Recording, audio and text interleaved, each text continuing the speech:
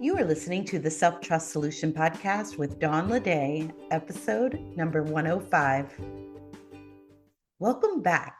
Today, I'm thrilled to introduce you to Courtney Townley, a multi-certified expert in nutrition, strength and conditioning, and life coaching. She's also hostess of the top-rated podcast, Grace and Grit. But what sets Courtney apart is her refreshing approach to what she calls deep health. If you've ever felt bogged down by the endless rules, diets, and expectations around health, Courtney's here to flip the script. She'll have you rethinking those old rules and maybe even tossing them out in favor of creating new ones that truly work for you. By the end of this conversation, you'll have a lighter, more personal and empowering perspective on health and how to make it a sustainable part of your life. Let's dive in and explore what health really means to you. All right, welcome, Courtney. I'm so glad to have you here.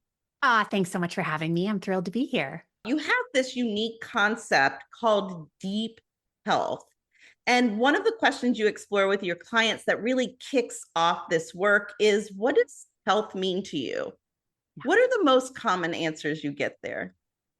Well, first, let me tell you why I asked the question, because so many people are sort of focusing on what I call superficial health, which is, the body image and maybe even a data point, like they're just trying to get a certain number fixed on their blood profile, or they're trying to pursue some kind of athletic endeavor. All those things are well and good, but they aren't necessarily deep health.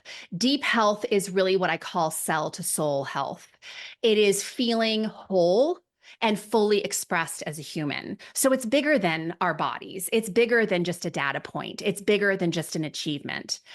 And a lot of times when clients come to work with me, they'll say, I want to improve my health.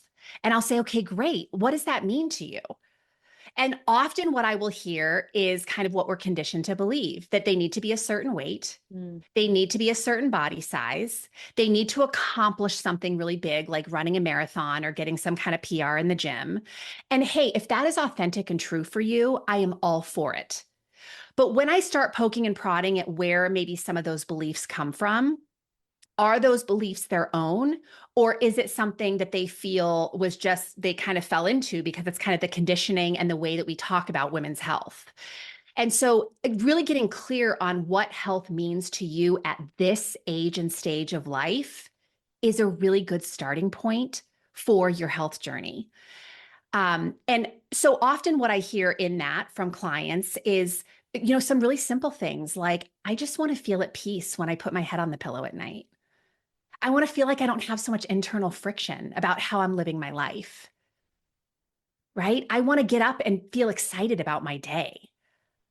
Those are the kinds of things that we eventually get to. And you can tell because I do Zoom calls with a lot of my clients like we're doing right now, and they just kind of get lit up. Like the energy shifts when they talk about that level of health, that kind of outcome versus a weight on the scale or a body shape or the other things that I mentioned. Trying to hold themselves up to a standard that they never set or really took the time to check and see if mattered to them. Well, that's just it, right? It's kind of, I hear this a lot thrown around with my friends and family and just women that I spend time with that they don't feel successful. Well, what does success mean to you? And it almost stops them in their track. Like, no one's ever asked me that. So what are you measuring your success by if you don't even know what the answer is for yourself? And I think the health journey becomes so much more enjoyable and sustainable when we actually know what it means for us. And it actually feels bigger than these sort of superficial things that we've been taught along the way, right? I really just want to like who I am and why I do what I do. That's an awesome thing to motivate you to improve your health.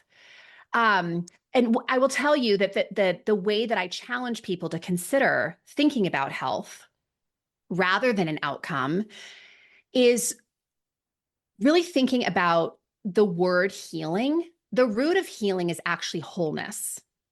How do we return to wholeness within ourselves? And that isn't just a weight on the scale. A diet isn't going to cure that. It's not going to necessarily bring you back to wholeness. A certain exercise program is not necessarily going to bring you back to wholeness. But aligning how you live your life day in and day out can certainly bring you back to wholeness. It's not a quick fix. It takes time to do that. But I call it renovation, right? I call it the renovation work, renovating our lives to actually help us live in integrity with who we are and what we want out of our life. Mm. And integrity and wholeness are very closely linked. What do they miss within those answers that they give you? About what health is. Yes. Some of the things that I challenge them to think about, which I think really helps, is that first and foremost, health is not a destination, it's a direction. And what I love about this, there's so much grace in this, because if I was going to go to the grocery store today and I got detoured because there was road construction, I wouldn't pull over on the side of the road and convince myself that I was never going to make it, right? I would just reroute myself and go in the direction of the grocery store, and I would eventually get there. And I think thinking of health as a direction offers a lot of relief to people, because they start to realize that when they get sidetracked, and you will, we all do, it's not that you're never going to get there. It's just that we have to realign with the direction we intended to go, right? If I was lost in the woods, I would look at my compass and figure out the direction I was supposed to go and reroute myself. So I love thinking about it as a direction. I also love reminding people that health is really a relationship. You're in relationship with everything in your life, with food, with exercise, with the people in your life, with yourself. And if you really want deep health, you have to consider the quality of those relationships. What is the quality of the relationship you have with food? What is the quality of the relationship that you have with your sleep and rest? What is the quality of the relationship you have with boundary setting? I mean, we could ask this on so many different levels. And as we amplify all of those relationships, wouldn't you know it, your health starts to improve. And I also, this is probably my favorite way of explaining health. Health really boils down to stress management. And stress comes in so many forms, right? It comes through emotional stress, mental stress, relationship stress, physical stress. There's all kinds of stressors that impact us. And what really helps us to find a state of deep health is reducing unnecessary stressors, things that are depleting us, exhausting us, robbing us of our life force, while simultaneously leaning into stressors that actually help us to improve our life, right? So we expand our capacity to tolerate stress. That's what strength training does. When we strength train, it's a form of stress, but it helps to expand our capacity to move well and produce energy, right? Mm. Starting a business that you've always thought about, but really haven't given yourself permission to pursue, there's stress involved, but there's a lot of tremendous benefit that comes from following something that's been on your heart for a long time. So you're expanding your capacity to express yourself, possibly through a business. So again, just to reiterate that, there's two parts to the equation. We have to reduce unnecessary stress while simultaneously expanding our capacity to tolerate stress. And so when I'm working with a client, we're really working through both of those things. Where do we need to reduce unnecessary stressors? And where might you need to call yourself into leaning into some intentional stress, on purpose stress? Yeah. It's being more, that's exactly what comes up for me, is being more intentional, Yeah. that purposeful, even just drive, or that purposeful discomfort, if you will. Yes. Mhm. Yes, it is.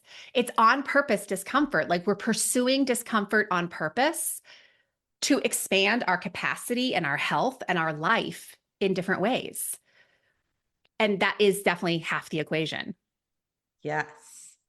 So, what's one step for listeners who are intrigued by this work, by deep health in itself, and forming those intentional relationships and discomfort with the different areas that can improve their health? What's one step that you would invite them to take?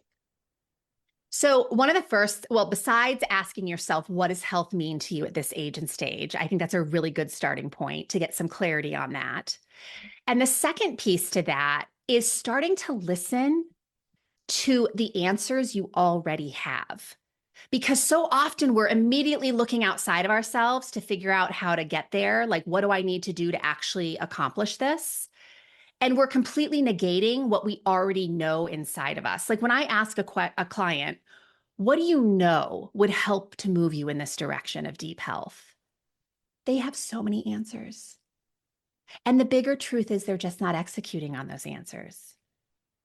So what does health mean to me at this age and stage of life? And what do I already know would help move me in that direction?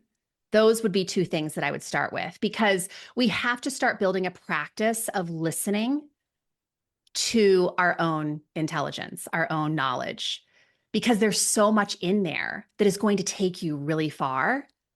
But we have to be willing to pay attention to it and honor what it's asking. Absolutely. We have to just tune in. Yeah, We for have sure. so much wisdom. That's what we work on so much with in the self-trust coach and in the self-trust Sure. lab is that intentional listening to your wisdom, because so often we shut it down, and criticism and judgment and trying to conform ourselves into other people's rules and ways to do things literally shuts down our own wisdom, and we just don't have access to it, and we start to believe it doesn't exist. And I It's so love how this true. calls people to pay attention and Yeah. tune And it's in. really unusual, I think, in the health and wellness field, especially, right? That we're so often signing up for the next set of rules and regulations or the next program that's going to create whatever it is we're after. And we're literally conditioned to, I call it outsource that responsibility. And I would just challenge anyone to that's listening today to really just practice insourcing that, because you might be really surprised at how much you already know and what would change for you if you actually executed on what you already know on a regular basis. And I did just want to throw this because as you were talking, I thought of this, but Martha Beck, in her book, The Way of Integrity, she has a quote that says, awareness is the way out. And it's so true. And self-awareness, I would say more specifically, is the way out. Listen and trust and honor that knowing. Absolutely. And we're already having those relationships. It's just to work on improving them, to Yeah, make them relationships we want to have, primarily it's with ourselves first, and then watching how everything else changes when we do that. it's so true. It's so true. Looking at Um, everything as a relationship, I think, is a really, especially even when it comes to health, right? That again, it's just such um, a healing way to look at it. That it's not necessarily about the calories I'm eating, and I'm not saying it isn't, but I don't have to make it specifically about the calories or a certain food group or a certain diet dogma. How would I go about improving my relationship with food? That's a mm. whole different category of knowledge. Yeah, because wouldn't you say that, like, you pick a protocol, it will work. Nearly any one Sure. of them Consistency, can, right? right? That's a method, but there's a way of being Yeah. in those methods. There's a way of taking care of yourself through any method or protocol you decide to do that really changes the results and the effect. Yeah. Well, is that protocol or that program in alignment with how you define health at this stage of your life? Yeah. Because for me to count every calorie that goes in my mouth or exercise 7 days a week, twice a day, I could do it and I could get results doing it. But does it actually bring me to the space of deep health? Of course not, because it pulls me out of integrity with what I believe health even is. I wouldn't enjoy my life if I was doing that. Mm. And so I have to consider, based on the best of what I know about myself, does this thing make sense? And does it make sense for the long term? because I think that's what most of us are interested in. We're not just interested in these temporary results. We're interested in sustainable results. Yeah. And understanding what that definition is so key. And then what's behind it, what really Yeah. matters to me. And I love how you said that from the beginning. Like, I just want to be able to wake up Yeah. feeling good about being me, or I want to Right. lay my head down on the pillow at the end of the day. Like, I've had been true to myself all day. Yeah. Yes. So good. Yes. I love that. So well said. One of the things that you talk about is Mhm. really restoring your confidence. Mhm.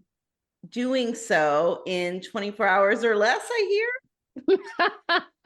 Yeah, I know it's a big promise, hear. but truly, there are really simple steps that we can take to literally today start amplifying confidence, because we always have the capacity to generate emotion, right? I could make myself feel really sad or something entirely different in the next minute, the next 60 seconds, because I think about life in a certain way that generates that emotion. So, confidence, when it comes to our health journey, I think is so important, because we're not going to show up to do the things that we're calling ourselves to do if we don't trust ourselves to do them. Right. So, again, starting with that question, what does health mean to me at this age and stage of my life? And if I was to write out how I lived my life today, how in alignment would it be with that definition? And you have to leave judgment at the door, right? Curiosity can come in for sure. She's welcome, but not judgment. And when I look at that comparison and I see that, whoa, I'm pretty misaligned today with what I believe health to be at this age and stage of my life and how I actually showed up today, that's awesome.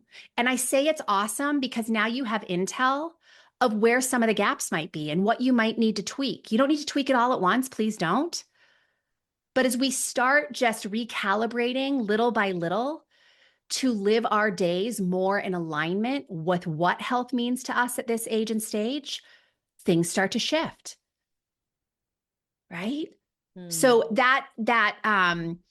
this document that you're referring to, that improve your confidence in 24 hours or less, will kind of help start to ignite that process of getting really inquisitive about what health means to you and how you might want to curate or organize your day to live more in alignment with that. And then there's some other pieces that go along with it. One you already alluded to, which is the thought management, right? How do I start pivoting my thinking to actually do what I put on my schedule for the day? Hmm. Because I'm sure you have this experience too. Like, as women, we're pretty awesome sometimes at getting the planners and the color coded markers and organizing these days that we just feel would be so perfectly aligned, but then we don't execute, or we don't execute consistently for very long. And that really is, of course, the crux of the work, which really comes down to how we think about ourselves, how we think about the work. Um, and yeah, that's another piece of it. So there's a little bit in that document that speaks to that as well too. Amazing.